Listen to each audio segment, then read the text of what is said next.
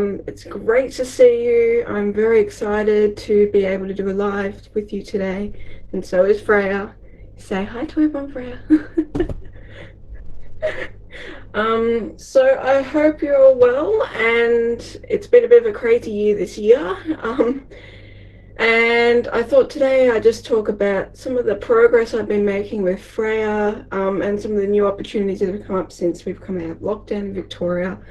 And a wonderful book that was written by Melanie Hayworth from Reframing Autism called Just Right for You, and some of my new favourites from Kaiko Fidgets that have recently come out. So Freya's very heavy now, so I'm going to go and put her down because she's very heavy. So I'm standing up because I find it very hard to speak and maintain concentration if I'm sitting down, which is one of the issues that I've had doing PDs and things over Zoom, because of course most of it's sitting down. But we recently got this new desk raiser, so then you can put your computer on and stand up. And I really love this because it means that I can pace and walk around, and it's something I'm a lot more comfortable with.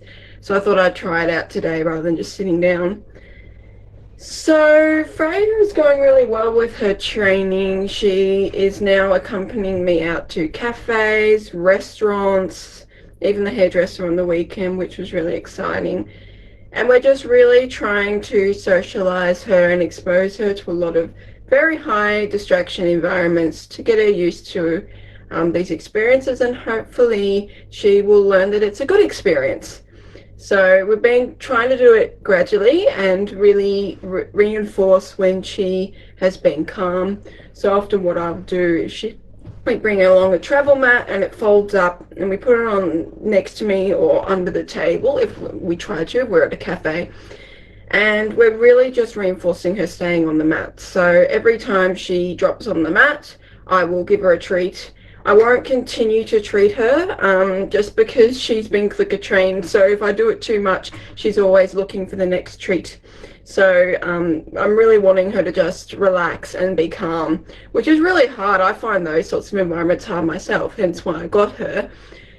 But she's doing really well with that, and slowly beginning to learn that it's okay to just chill out and look at things, but you don't need to interact with them. It's just fine to lie down. I think it's been a bit difficult with her now because people are not wearing masks as much inside, and then some people are. So it must be very confusing for dogs right now, seeing what changes are going on, I guess. So, going out and about, there's people now without masks. So she's going really well, and I just love her. She's great. So if you have any questions about the training, I'd be happy to update you. She's probably gone back on the couch. She's very tired today. And of course I make sure that she has lots of doggy time as well. So usually after, I'll take her out for a walk and she can sniff and do doggy things, and it's very chilled out, and she'll have a play or things like that. It's really important because it's very taxing on them, and I don't want her starting to not enjoy doing the work she's doing. So I wanted to share today this book that I found actually through Reframing Autism, and it's called Just Right for You. And it was created by Melanie Hayworth, but also has artwork done by I Am Cadence, which is a great page by a non-speaking autistic advocate. If you're looking for more perspectives, I definitely recommend following her page as well, and of course Reframing Autism. And I guess the reason why I wanted to talk about this today is that it really makes me happy to see resources for autistic people created by autistic people. It's also a very positive book. So it talks all about, some things that autistic people do, the diversity within autistic people. They've got a lot of different sorts of children depicted in the book, and just basically saying that we're all diverse human beings, that it's nothing to be ashamed of, and you're uniquely yourself. So I guess coming from my perspective, when I was 8, there wasn't a lot of those resources out there, particularly when my mum received the diagnosis. It was still very deficits based. So it's really great that there's resources now tailored towards children that are really fostering that sense of positive autistic identity. I believe that Wen Lawson has done a readout online of the book. So if you'd like to learn about it, just check out Wen's recording, and you can also buy it off of the Reframing Autism. They have details on where to buy it. I think I bought it from Book Depository. But I think it's a really great thing if you're looking to kind of explain autism to your child, or you're a clinician and looking for books to recommend to parents and families. I think it's a really great book to kind of include. So that was a great little discovery, and I'm looking forward to more resources being made available like that. So yeah, it's great. Another thing I wanted to talk about today, I recently had my birthday, so of course, naturally, I went and bought stuff for myself via Kaiko Fidgets, because they're one of my favorite fidget toys stockists, and they have some really great little additions that they have here. Some of them are just fun, so I'll show you one of the ones that I got recently. It's just sort of this magic cube thing, and it's really heavy, which I like because I really enjoy deep pressure. And then it has two sort of parts it spins. So for me, this has been fun, particularly if I've really found it difficult to maintain concentration during a lecture or a tutorial, just to have not only something to stim with my hands, but also a visual stim as well. It's also very smooth, which I really like in terms of a sensory experience. So yeah, a little fun thing that they've come out with. And then there's this other one that I think is called a gyroscope. Hang on. There we go. And it is more of a visual stim, but it's really fun because you could put it on your desk and spin it, and it's kind of like an illusion, So it's very mesmerizing and fun.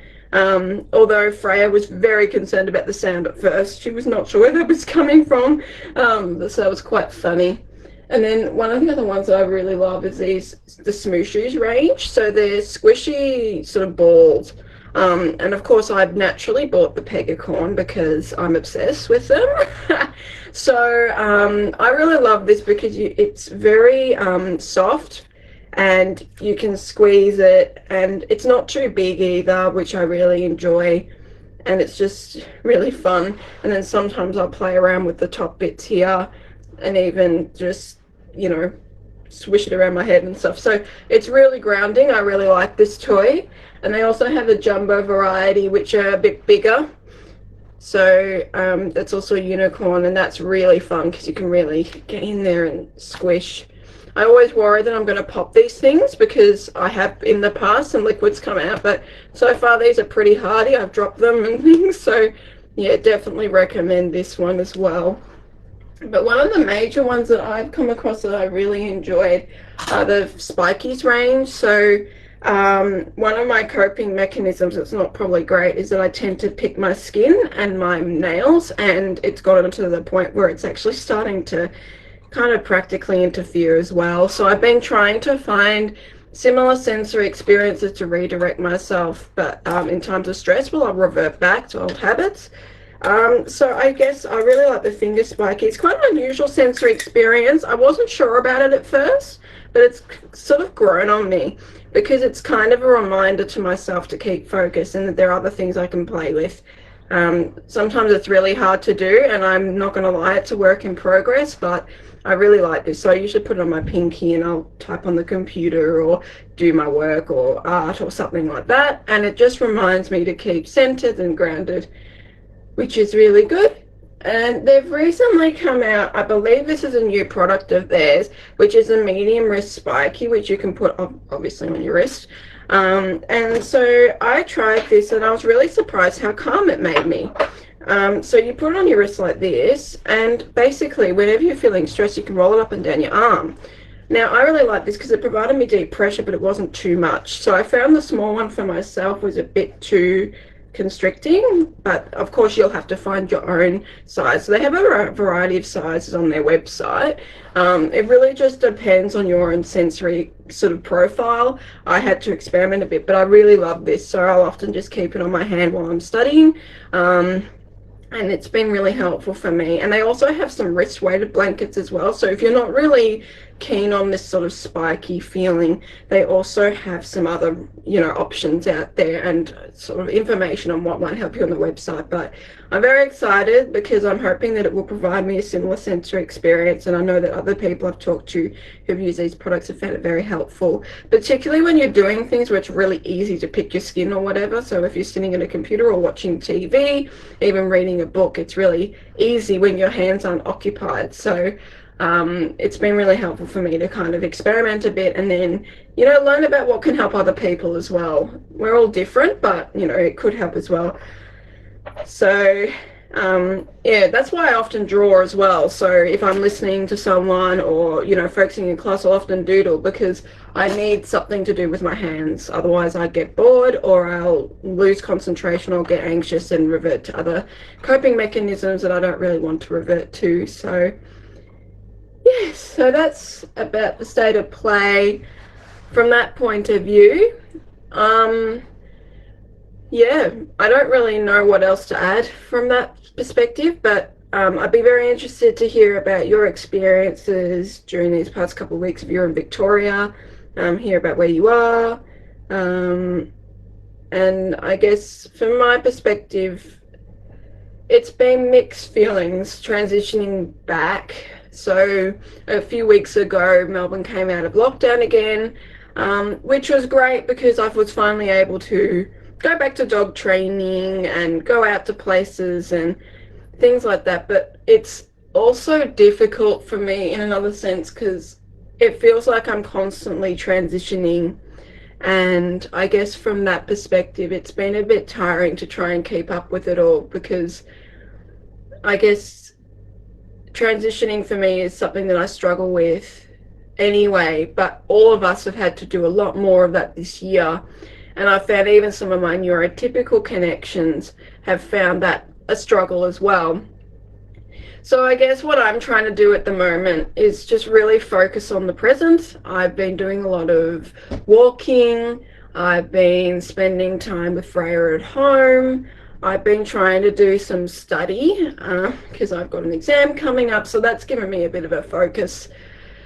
I've also been getting back into my artwork, which I find very calming, watching a lot of TV. So those sorts of things, I'm trying to maintain sort of calm and just really slowly retransition into sort of the busier aspects of life. But I was saying to Mum yesterday, it really showed me how much my brain is taking in when I go into public spaces, and I'm noticing it more because of course this year I've hardly gone into public spaces. I've been at home, which for me has been great because I get to control my environment. If you need a break, I can just turn off my camera if I'm part of a meeting and go off, or I can contribute via the text function and go and get a drink or a snack. And so I guess from that perspective, I've been able to control my sensory experience a bit better, apart from the duration of the meetings and things like that, which I find very challenging. And of course, my auditory processing difficulties are still there because I'm having to process information. So I guess I'm trying not to do what I usually do as a high masker and just, immerse myself immediately back into everything. I think it's kind of good that it's happened towards the end of the year, so then really take some time just to relax and do some things that are really sort of beneficial and self-care type things. And yeah, it's been really great getting back into the dog training as well because of course I couldn't do that when we were in lockdown, and that's been a really great focus for me as well. But yeah, after I went to the hairdresser, I was absolutely done for, and that's why I can kind of really empathize with what Freya's going through at the moment because we kind of share similar sensory experiences, and I could even pick up on some of the high-pitched noises that she showed a bit of concern to. So I guess that's given me unique insight into her experience and really empathize with what she was going through. And what I was really amazed about is despite all these news experiences, she was still checking in on me, making sure I was okay, she ended up just lying on my feet, even when the hairdresser was using clippers and, you know, drying off my hair. And I was amazed about how calmer I felt, even though those things are a bit difficult for me with Freya by my side. So we make a good team, I think. And she's been a welcome addition to our home during COVID. So what have your experiences been about COVID? I'd be really interested to hear. And yeah, if you have any questions, just let me know. So yeah, otherwise, I'll probably leave it at there for today.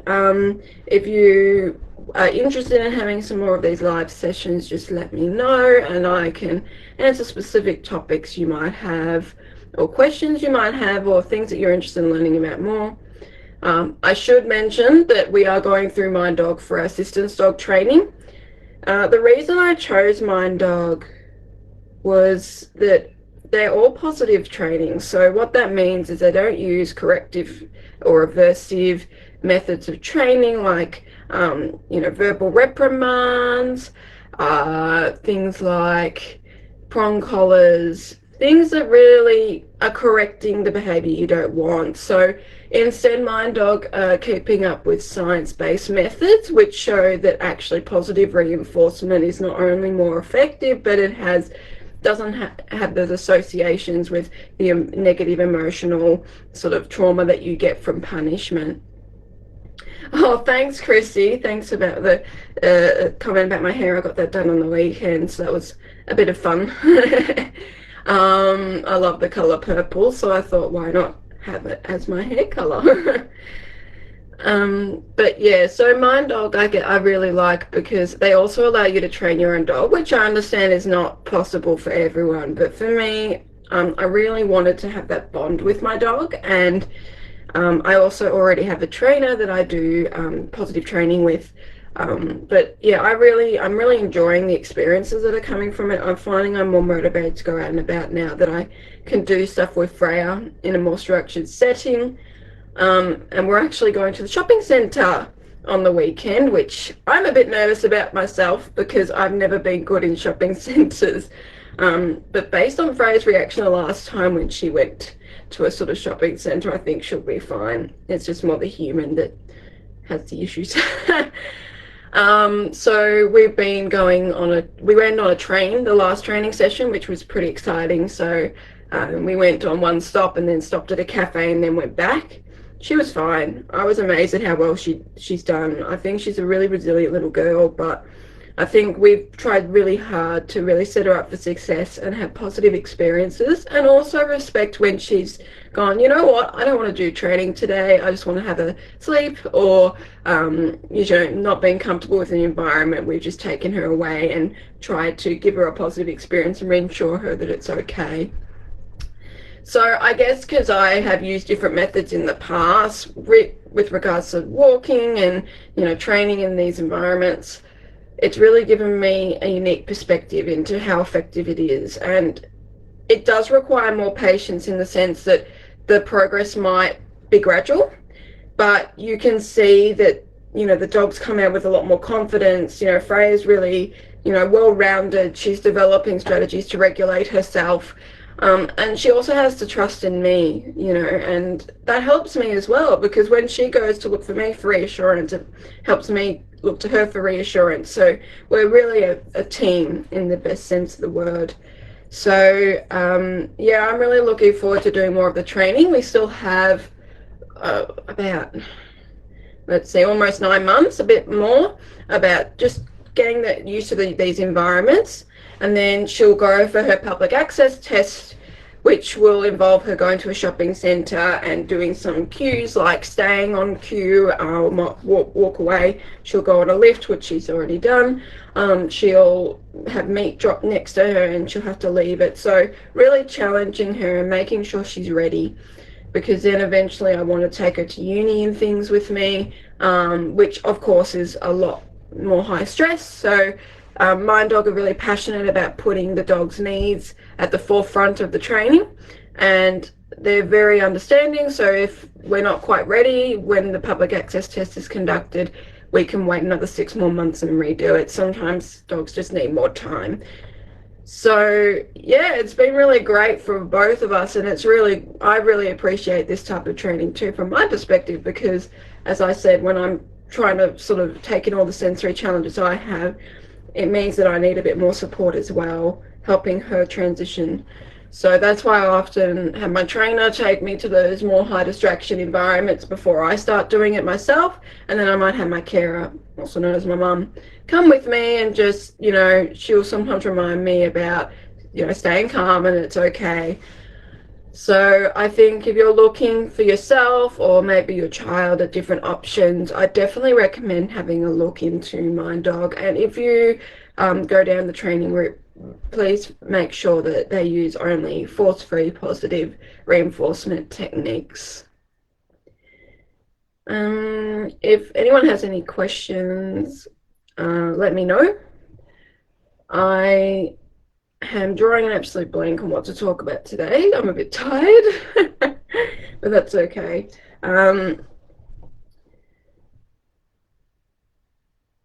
Yeah, I've been involved in some exciting projects lately relating to mental health and also access to hospitals.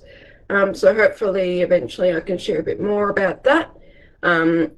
Some of you might know that I actually went into a hospital must be a couple of weeks ago now, to have surgery done. So I guess for me it was really interesting seeing some of the challenges I have and also some of the positives and what the staff did to really help me. One of the sort of difficult things about COVID, of course, is that a lot of hospitals are not allowing carers in. So for me, I had to go by myself, and that was really difficult because the more I get stressed, the less I can understand what people are saying. So sometimes I found it difficult to understand what people said, and I feel really uncomfortable sometimes asking over and over again, can you repeat that? But I ended up just doing it because I thought, oh, well, I put on my referral that I'm autistic, and, they were really understanding. And yeah, so it was an interesting experience. I remember getting the feedback form about how it went. It said, so do you want to rate your pain on a scale of 1 to 10? And I just thought to myself, I have no idea how to measure my pain. It's something that's always been difficult for me. So I think I put something like the mild to moderate range. And I thought to myself, I'm probably not processing it the same way neurotypical might, but yeah, that's always been a thing of mine. I remember my mum telling me when I was in prep, I think I fractured my elbow, and instead of really picking up on the pain or telling anyone about it, I went to swimming. And the only reason someone noticed something was up is because my elbow started to swell a lot. So I've always had a bit of trouble picking up on pain. So something that bothers me more than the pain is actually the fact that my skin might be broken or there's something wrong with my body. So it's less about the pain and more that something's not quite right. So it's been an interesting kind of journey looking back and seeing how my sensory profile takes things in differently. And I know that it can really vary for autistic people. So I know friends who are the opposite extreme to me and have intense pain over small cuts and things, whereas I don't get that. So it is interesting. So I'm hoping to talk a bit about those sort of experiences, and I think it's really exciting that there's more sort of focus on things like interoception and processing pain, but also realizing that when you have a different sensory profile, it's very likely that you're processing things a bit differently. So using sort of measures used with neurotypicals might not be as effective. So that was a good experience for me, and I guess it's sort of given me some insight into what other autistic people might be experiencing in these settings. The last time I was in a hospital, I was 12 years old and I'd broken my arm. Again, I was less, I guess, concerned about the pain and more about the fact that my arm looked like spaghetti. So the paramedics were really good. It turned out that one of them actually had autistic children, so she really understood what I was going through. And when I was in the ambulance, she asked me, do you want the siren on or off? She asked me questions. and also sort of advocated when I showed discomfort about seeing my arm and told people not to show me the scans or comment on my arm because that upset me more than the pain itself. So yeah, it's been an interesting journey. Definitely excited to see more focus on it. Um, and yeah, so that's pretty much all I'm going to talk about today. But as I said, if you have any questions that you want covered or there's something that you've gone, oh, I want to learn about more, please let us know. We'd love to hear about it. And we hope you have a wonderful Christmas if we don't go live before then. And yes, have a wonderful afternoon. And I'm really happy to have touched base with you all. Thank you, everyone. See you next time.